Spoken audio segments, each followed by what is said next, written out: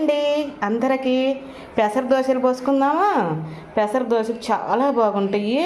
ఇదిగోండి ఒక పెద్ద గలాసన్ని నేను పెసరలు పోసుకున్నాను. దానికి ఎన్నండి 2 స్పూన్లు బియ్యం పోసుకుంటున్నాను. అదిగో చాలు, అంతకన్నా అవసరం లేదు. ఇగో చాలు. ఇంకా శుభ్రంగా వీటిలో నీళ్ళు పోసుకొని 1-2 సార్లు కడుక్కొని నానబెట్టుకున్నాం. నీళ్ళు పోసుకున్నా కదా, నానాక చూపిస్తాను. ఓవర్ నైట్ నానబెట్టుకుని సాయంత్రం పూట నానబెట్టుకొని తెల్లారేసుకుంటే సూపర్గా ఉంటాయండి. ఇదిగో నేను సాయంత్రం పూట నానబెట్టి కొనుక్కుంటున్నాను.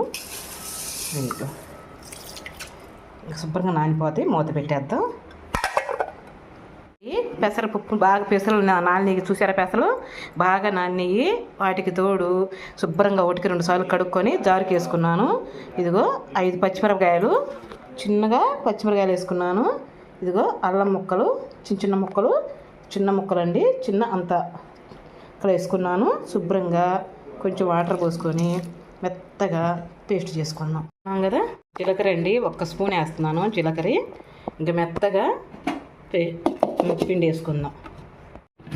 ఇంకోండి మెత్తగా అయింది కదా, ఇంకా చాలు తీసుకోవటమేను. ఇదిగో చూసారా, ఇంకా చాలు తీసుకొని గిన్నెలో తీసుకుందామండి. ఇంకా అలానే మొత్తం పిండి కూడా వేసుకుందాం. మరి జావ కాకూడదు, అలానే మరి చిక్కదనంగా ఉండకూడదు. ఓకే, మళ్ళీ మిగతాది కూడా వేసుకుందాం.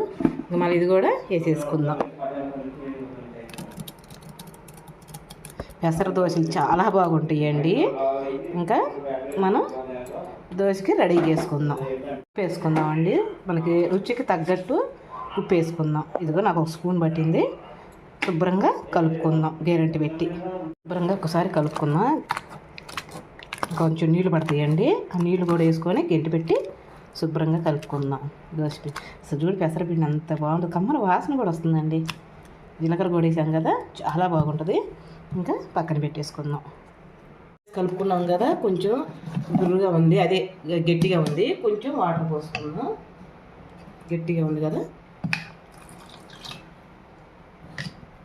మరీ గట్టిగా ఉండకూడదు, అలానే మరీ జావుగా ఉండకూడదు, మీడియంగా ఉండాలి.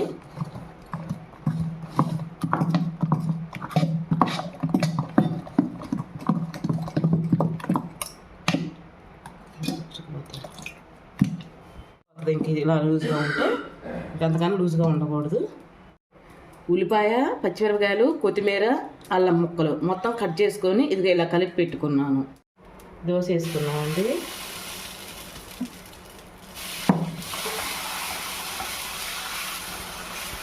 వీలైన వరకు పల్లసగానే లాక్కున్నాం.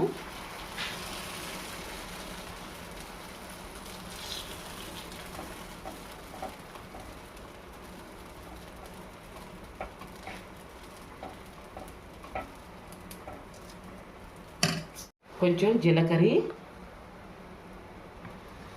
మనం కట్ చేసుకున్న ముక్కలు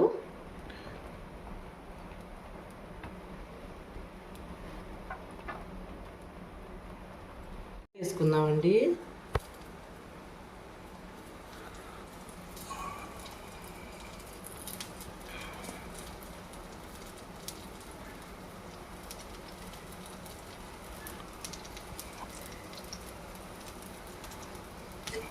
ఇదిగో దోశ తీసేసుకున్నామండి, బాగా కాలింది కూడా.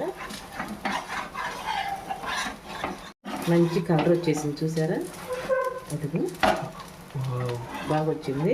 తీసేసి ప్లేట్లో పెట్టుకుందాం.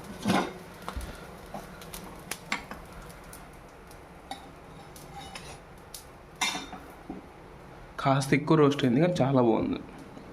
అలానే ఇంకో దోశ కూడా వేసేసుకుందాం. వీలైన వరకు పలసగా తిప్పుకున్నామండి. మంచి కలర్ వచ్చింది చూసారా.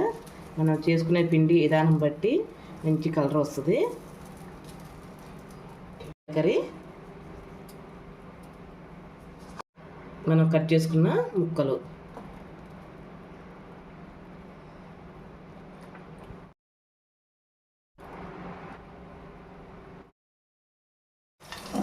దోశ తీసేసుకున్నాం. రెండోది కూడా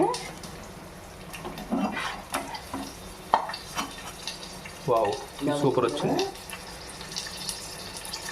ఇది కూడా ప్లేట్లో తీసేసుకుందాం. మిగతా దోశలన్నీ ఇలానే పోసుకుందాం. పల్లీ చట్నీ చేశానండి. పెసర దోశలకు సూపర్ కాంబినేషను, బాగుంటుంది. ఇదిగో టేస్ట్ ఎలా ఉందో మా అబ్బాయి కాడికి వెళ్ళి చూపిస్తాను.